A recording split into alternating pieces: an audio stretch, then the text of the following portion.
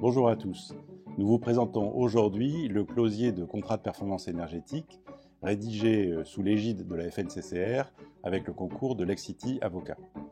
La sobriété énergétique est le maître mot de la politique publique du moment. Et ça tombe bien pour les collectivités locales car il existe un outil qui depuis 10 ans a fait ses preuves, le contrat de performance énergétique. Ce contrat présente en effet l'intérêt de pouvoir transformer un flux négatif d'économie d'énergie en flux positif d'investissement. Voyons comment procéder. 3 sujets à l'ordre du jour pour nous aujourd'hui. Premièrement, comment a été élaboré ce closier ? Deuxièmement, quel en est le contenu ? Et troisièmement, quelle est son innovation essentielle, le CCAG ?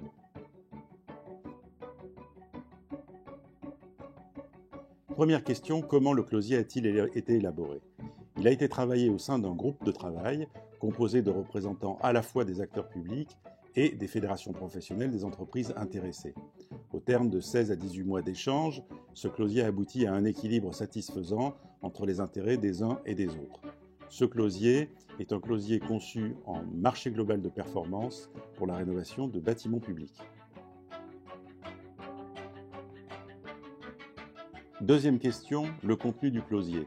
Un closier, ça n'est pas en réalité un ensemble de clauses, c'est un ensemble de documents. Celui-ci comporte 7 documents permettant un CPE prêt à l'emploi. 2 documents d'abord qui sont des avis d'appel public à la concurrence, soit en procédure de dialogue compétitif, soit en procédure avec négociation. 2 règlements de consultation ensuite, là à nouveau pour chacune des 2 procédures. Un cahier des clauses administratives générales, un CCAG, dont nous parlons en 3e volet. Et puis, un cahier des clauses administratives particulières, un CCAP, qui permet de déroger au CCAG pour tenir compte des spécificités de votre projet et d'adapter cette documentation type à la rénovation que vous allez conduire. Troisième point, le CCAG dédié au CPE. Ce CCAG a pour vocation de simplifier la passation d'un CPE. En effet, jusque-là, l'acheteur public, quand il lançait un CPE, ne pouvait renvoyer à un CCAG, que ce soit le CCAG travaux, fourniture courante ou service, maîtrise d'œuvre, prestations intellectuelles, pour la raison que son projet comportant un bouquet d'actions d'amélioration de la performance énergétique aurait dû se référer à plusieurs CCAG en même temps, ce qui n'est ni possible ni praticable. Et donc, l'acheteur en était réduit à intégrer dans son CCAP l'ensemble des clauses banales qui parfois n'ont strictement rien à voir avec la performance énergétique, puisqu'il ne pouvait pas y renvoyer selon la pratique des marchés habituels.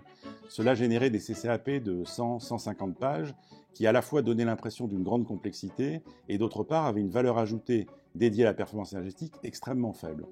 Désormais, avec ce CCAG dédié au CPE, la question n'est plus du tout la même.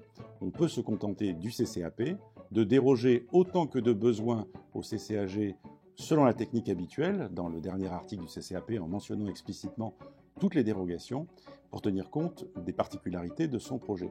Mais on dispose d'un filet de sécurité considérable, qu'est le CCAG, qui a été le document le plus discuté au sein du groupe de travail et qui trouve un équilibre tout à fait raisonnable entre la maîtrise d'ouvrage public et puis l'entreprise privée.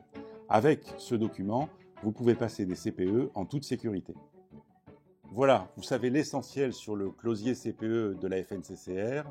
Vous pouvez le télécharger librement, il est fait pour vous et bon CPE à tous.